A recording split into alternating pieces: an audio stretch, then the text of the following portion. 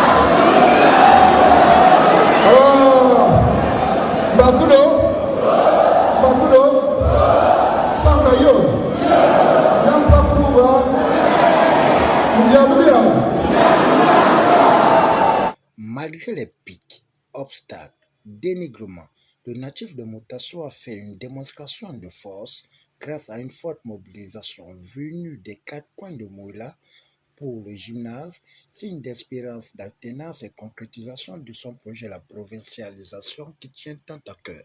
Quand j'étais maire, quand j'étais en fonction, j'ai dit que celui qui va s'attaquer à la population de Mouila, moi je serai là pour défendre celui-là.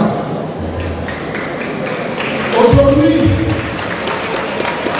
j'apprends que les crimes rituels reviennent. On sait, ceux qui sont adeptes de ces crimes, je dis à Miramba de cesser les crimes rituels.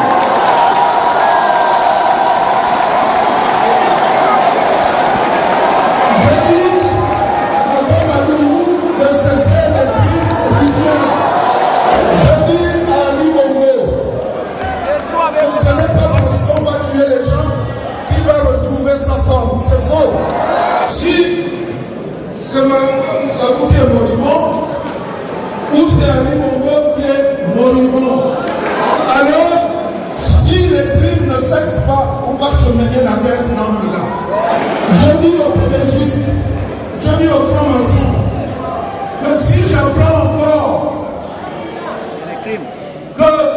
qu'on a tué quelqu'un, que la famille vienne me voir, on va se battre devant les tribunaux pour rechercher qui a été à l'origine de ce crime. Ne votez pas pour le PDG. Et c'est bien comme ça. Ils ont décidé de faire un vote groupé.